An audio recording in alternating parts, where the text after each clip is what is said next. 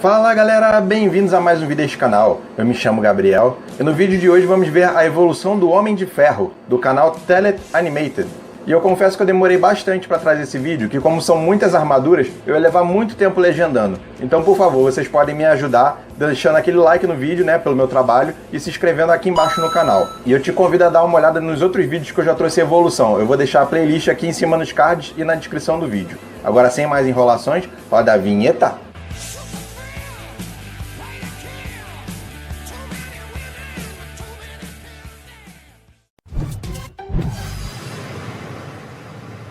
Tony Stark was just your run-of-the-mill genius billionaire playboy weapons dealer until he was attacked and captured by terrorists. Then, with the help of his cellmate, he turned a pile of scraps into an iron opportunity. This is Iron Man's evolution. Animated. To stop shrapnel from entering his heart, Tony equips himself with a mini arc reactor that also powers his suit. His first suit, the bulky Mark I, is mostly bulletproof and features both a flamethrower and missile launcher to defend against his captors. Plus, jet boots capable of flight. O primeiro filme do Homem de Ferro, ele é bem fiel aos quadrinhos. To never sell weapons again and creates the titanium steel Mark II. This suit features the Jarvis AI system. I'm online, sir. Added repulsors and unibeam, a heads-up display, and enhanced flight abilities. Although, it ices up at high altitudes, but this is fixed by adding gold alloy to the Mark III suit composition, in addition to red coloring, shoulder-mounted guns, kinetic micro-missiles, and additional flares. With this update, Stark faces his former business partner turned Ironmonger.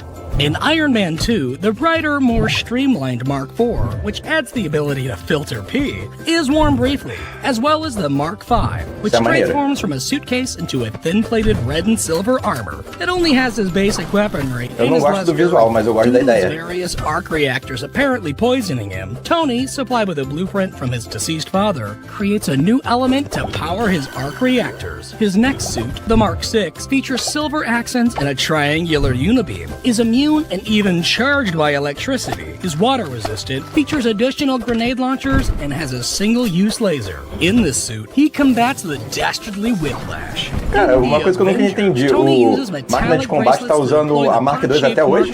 Which can assemble over Tony in mid-air. It's much bulkier and is the first suit with its own integrated arc reactor, as well as thrusters on the back to free his hands during flight, multiple-use lasers, and much more firepower to defend against unwanted aliens. It's also apparently capable of briefly flying into a wormhole to nuke an alien mothership.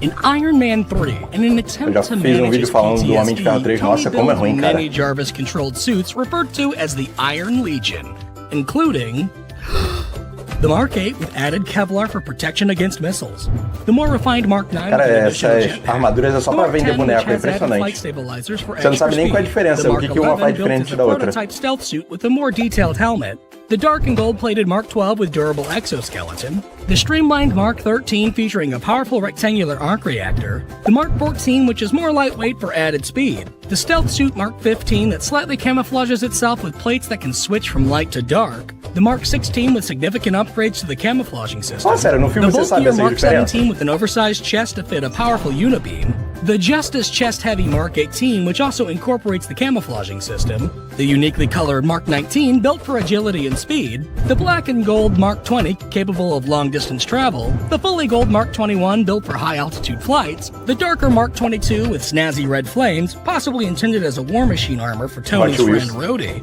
the smooth camo-armored Mark 23 capable of withstanding extreme heat, the bulky brown and gold Mark 24 built to endure heavy firepower, the Mark 25 which boasts powerful jackhammer arms, the green accented Mark 26 which retains the jackhammers and is able to resist powerful elements including gamma radiation, the blue and orange Mark 27, the only armor able to completely camouflage into its surroundings, the heavy orange and black Mark 28 which, like Mark 26, is built to withstand radiation, the durable gray Mark 29 which features a singular jackhammer arm, the sleek silver and blue Mark 30 se não fosse esse vídeo você não saberia qual é a diferença. O que essas armaduras fazem? Vibranium blades and are able to transfer energy to certain ports for extra power, the lightweight teal Mark 31 able to reach high velocity speeds, the dark silver Mark 32 which has an enlarged unibeam but was built to be more agile, the silver-plated Mark 34, which incorporates a left-handed claw arm, the beefy red Mark 35 that can attach not one but two claw arms, the similarly plated orange and silver Mark 36 made for peacekeeping and crowd control, the light green Mark 37 built for deep underwater Cara, impressionante como tem armaduras que eu nem sei quais são.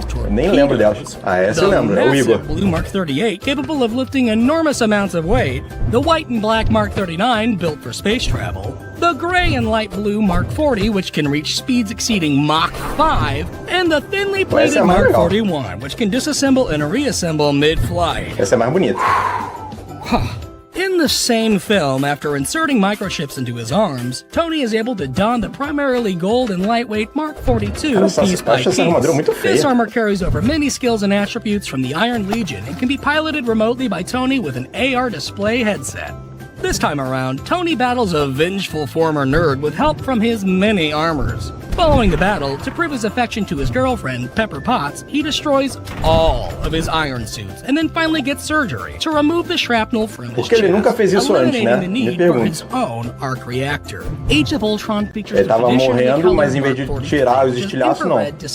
Preferia morrer de radiação, sei lá. When he's not wearing it. It can also attach to the humongous Hulkbuster armor, complete with a sedative gas sprayer and hydraulic puncher. Cara, essa é uma das melhores cenas de Era de Ultron. Tony also makes use of a group of new white and blue Iron Legion drones. Finally, the predominantly red and smooth-plated Mark 45 is worn. This suit is marked with a hexagonal chest piece, and since Jarvis became part of a humanoid super being, hello, Tony. This suit is instead run by the Irish Friday OS. I'm online, boss. In the Mark 45, Tony helps defeat evil sentient robots, which he accidentally created.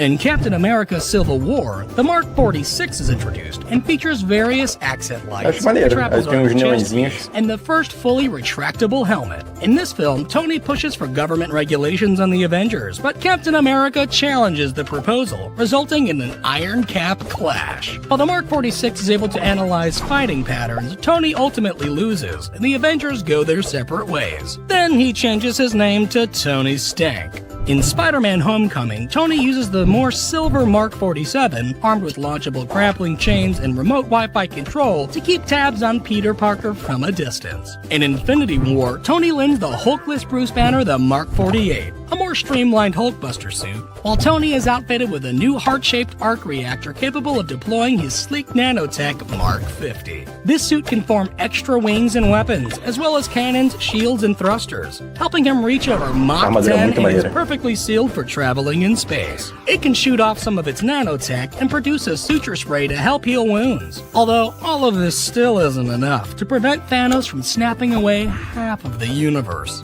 And in-game, Tony is starving and floating through space, but he's brought back to Earth and then raises a family. He gifts his wife the blue and gold Mark 49 rescue armor, featuring a displacer pack that can emit energy blasts. Meanwhile, Tony helps figure out time travel, and sports a gray and red Quantum Realm suit as he goes back in time to help gather magical time stones, and says a quick hello to his father. His latest iron suit, the Mark 85, features OG gold-colored thighs and shoulders. Você vê que ela é mais parecida com os quadrinhos, né?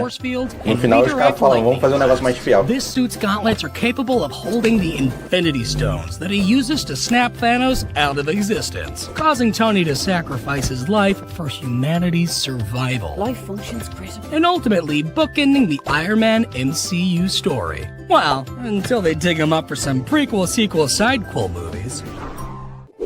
Bom, então é isso, né, pessoal? Eu espero que vocês tenham gostado. Se gostaram, por favor, deixem um like no vídeo para dar uma força. Se inscreva aqui embaixo no canal, caso você ainda não seja inscrito. Eu também te convido a dar uma olhada nesses outros vídeos que vão aparecer aqui na tela final. Um grande abraço para todos e fui!